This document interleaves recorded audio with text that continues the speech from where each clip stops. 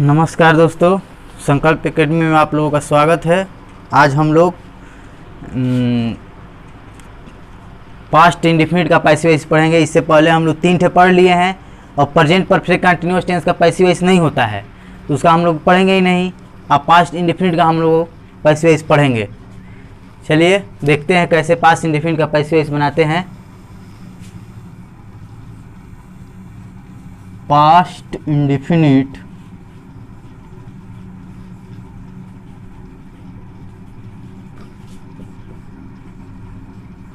Tense, इसको simple past tense भी कहते हैं।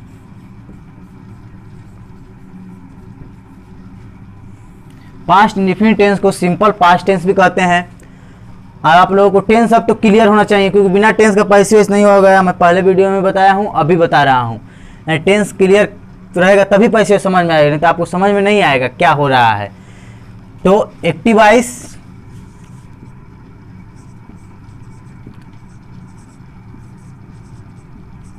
एक होता है पैसिव वॉइस।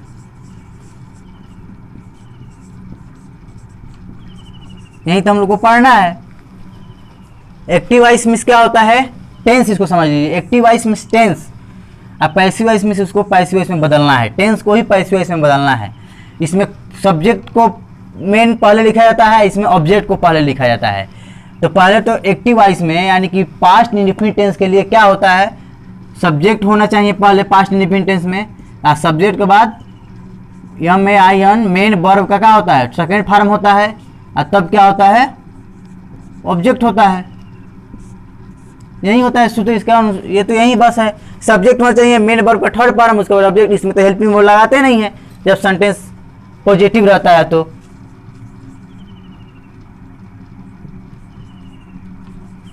जब सेंटेंस पॉजिटिव रहता है तो हम लोग क्या करते हैं, इसमें हेल्पिंग वर्ब की जरूरत नहीं पड़ती है। निगेटिव और इंटरोगेटिव में हेल्पिंग वर्ब की जरूरत पड़ती है। वो भी हेल्पिंग वर्ब निगेटिव और इंटरोगेटिव में क्या लगता है, डिड लग जाता है और वर्ब क्या होता है, फर्स्ट फॉर्म हो जाता है। इसके लिए जब इसमें पैसिव वॉइस बनाएंगे, यानी कि जो टेंस पास्ट इंडेफिनिट टेंस में रहेगा और जब उसको पैसिव वॉइस में हम लोग कन्वर्ट करेंगे तो क्या होता है, इसमें ऑब्जेक्ट पहले होता है। ये तो सब में होता है, ऑब्जेक्ट पहले होता है। इसमें ऑब्जेक्ट के बाद क्या लगेगा, हेल्पिंग वर्ब। इसमें हेल्पिंग वर्ब डिड लगता है वो टेंस का अनुसार जब निगेटिव होता है तो। लेकिन इसमें वाज नहीं तो वेयर, वाज नहीं तो वेयर। ये वाज वर ये ऑब्जेक्ट के अनुसार चेंज होगा। और उसके बाद ये तो कन्फर्म अपने दिमाग में एकदम फिक्स कर लीजिए, मेन वर्ब का थर्ड फॉर्म चाहे कोई भी हो तो या पैसिव वॉइस में बनाएंगे तो मेन वर्ब का थर्ड फॉर्म। ये इसी के लिए नियम नहीं है, ये हर टेंस 8 से मतलब 8 से टेंस का बनता है। 12 गो पूरा टोटल टेंस होता है। 8 में सब में मेन वर्ब का थर्ड फॉर्म होता ही है।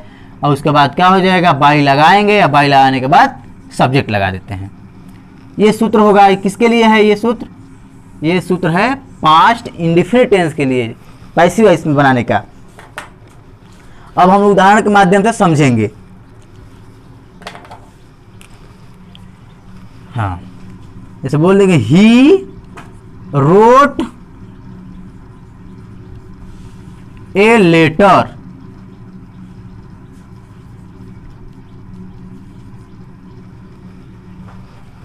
इसका मतलब ये कन्फर्म है, यानी सब्जेक्ट है, ये है। उसका मेन वर्ब का थर्ड फॉर्म है, राइट का रूट है, उसके बाद ऑब्जेक्ट है। यानी कि ये कौन सा टेंस है, ये पास्ट इंडेफिनिट टेंस है, यानी एक्टिव वॉइस है। ACTIV active voice, active voice है। हम इसको बदलेंगे पैसिव वॉइस।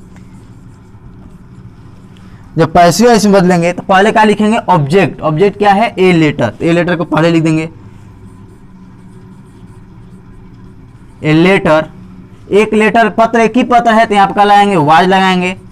जब यहाँ पर ऑब्जेक्ट बहुवचन होगा तो वेयर लगा देंगे। ऑब्जेक्ट एक वचन है इसलिए वाज लगाएंगे। अब मेन वर्ब का थर्ड फॉर्म तो रोट का रिटेन हो जाएगा थर्ड फॉर्म। रिटेन लगाने के बाद बाई लगाएंगे मेन वर्ब। अब बाई लगाने के बाद ही, तो ही के लिए बदलता है, क्या होता है, ही के लिए ही, बाई ही नहीं लिखेंगे, ही में लिखेंगे। यहाँ मैं बताया हूँ, कई बार बताया, जब आई रहता है तो मी, यू रहता है तो यूए होता है, और वीर आता है, जब पैसिव से बदलेंगे तो क्या होता है, अस हो जाता है, और देर आता है तो देम हो जाता है, और ही रहता है तो हिम होता है, और सी रहता है तो हर हो जाता है, HER। ये बदलता है पैसिव वॉइस में जब बदलेंगे तो इसलिए आप देखेंगे इस सूत्र को फॉलो कर रहा है कि नहीं। तो पहले ऑब्जेक्ट, ऑब्जेक्ट हो गया लेटर, उसके बाद वाज नहीं तो वेयर, तो इसमें सब्जेक्ट ऑब्जेक्ट के अनुसार यहाँ पर वाज होगा, उसका मेन वर्ब का थर्ड फॉर्म, तो मेन वर्ब का थर्ड फॉर्म लिखा ही गया है, उसका बाई तो बाई लिखा गया है, उसके बाद सब्जेक्ट, इसमें सब्जेक्ट क्या है, ही है, तो बदल गया हिम में, हो गया। यानी कि इस तरह इसी फार्मूला पर हम और सेंटेंस को देख रहे हैं।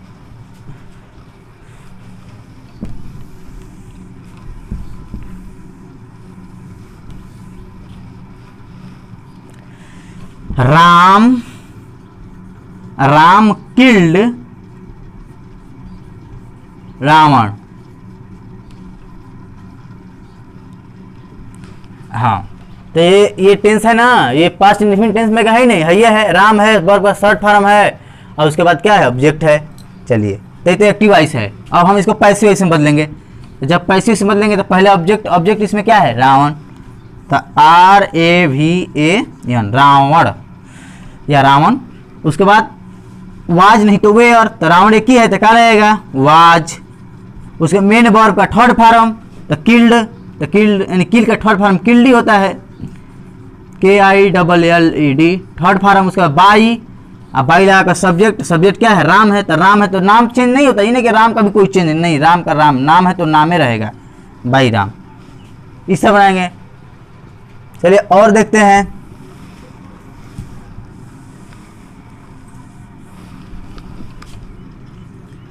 सीता डिड नॉट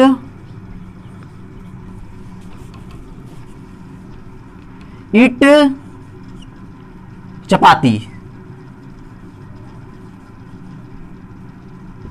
हाँ, ये निगेटिव में है ना, देखिए निगेटिव में है तो इसलिए फर्स्ट फॉर्म लगता है वर्ब का, वर्ब का फर्स्ट फॉर्म लगता है, लेकिन निगेटिव हो गए, पास्ट इंडेफिनिट का ही ये निगेटिव है।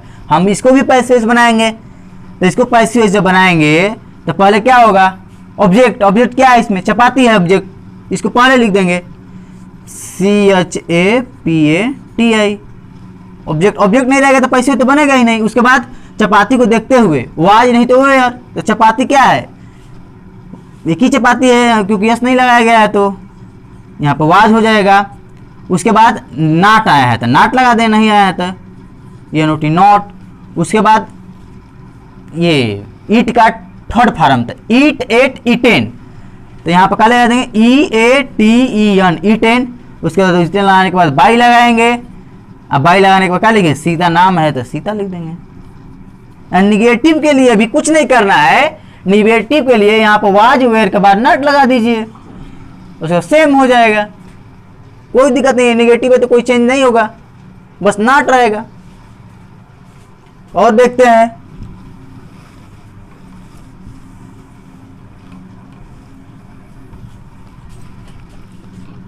माई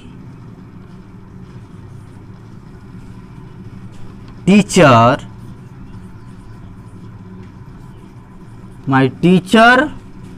रोट नहीं टीच के टाट, सही बात, TAUGHT टॉट इंग्लिश।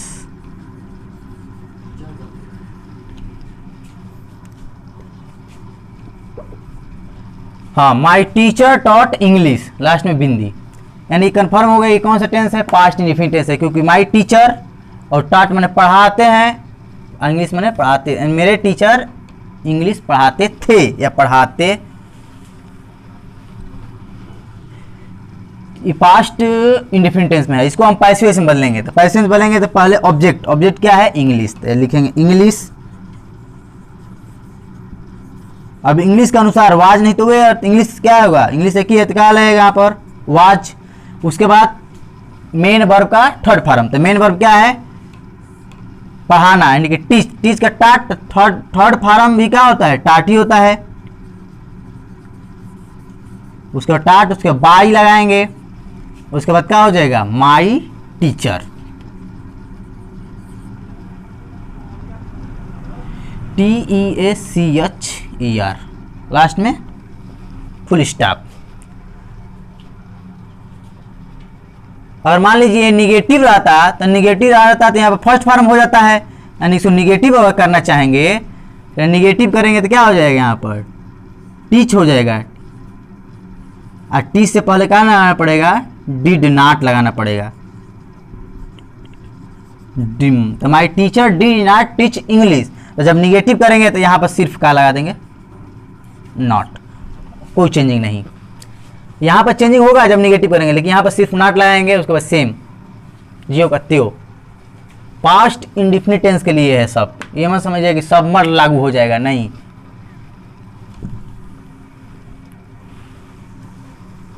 अब हम लोग थोड़ा इंट्रोगेटिव देखते हैं। Did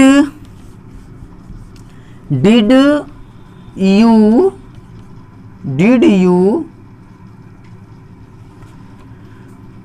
plug flower, did you pluck flower, उसको लास्ट में क्वेश्चन मार्क। इसका मतलब ये पास्ट इंडिफिनिट में ही है, लेकिन ये इंट्रोगेटिव सेंटेंस है, ये प्रश्नवाचक वाक्य है। हम इसको अब पैसिव में बदलेंगे, तो जब इसको प्रश्नवाचक रहेगा तो पैसिव में बदलने के लिए ज़्यादा कुछ नहीं करना है। डिड है तो आप लोग हेल्पिंग वर्ब इसमें क्या लगता था वाज, नहीं तो वेयर, तो इसके अनुसार क्या लगेगा वाज। उसके बाद क्या होगा फ्लावर, क्योंकि ऑब्जेक्ट है तो ऑब्जेक्ट पहले आ जाएगा फ्लावर। उसके बाद प्लक का थर्ड फॉर्म, तो प्लक्ड हो जाएगा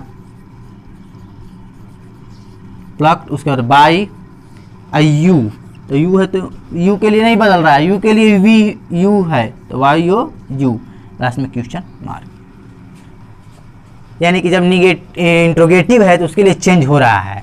चेंज हो रहा है का मतलब क्या है, जब इंट्रोगेटिव सेंटेंस है तो जब पैसिव इसमें बनाएंगे वो भी पास्ट इंडिफिनिट का अगर इंट्रोगेटिव सेंटेंस है तो क्या होगा पहले वाज और नहीं तो वेयर, वाज नहीं तो वेयर, उसके बाद प्लस ऑब्जेक्ट, उसके बाद मेन वर्ब का थर्ड फॉर्म, तब हो जाएगा बाई सब्जेक्ट। इस तरह हम लोग क्या कहते हैं इंट्रोगेटिव को भी बना सकते हैं। तो उम्मीद है आप लोगों को पास्ट इंडिफिनिट टेंस का पैसिव वॉइस समझ में आया होगा। पैसिव वॉइस से पहले आप लोगों को एक्टिव वॉइस सीखना बहुत जरूरी है, क्योंकि जब टेंस ही नहीं पकड़ में आएगा तो पैसिव कैसे हो पाएगा। तो आप लोग उम्मीद है पहले टेंस को अच्छे से क्लियर कर लीजिएगा, उसके बाद इसको ध्यान से देखिएगा, अच्छे से समझ में आएगा। धन्यवाद दोस्तों।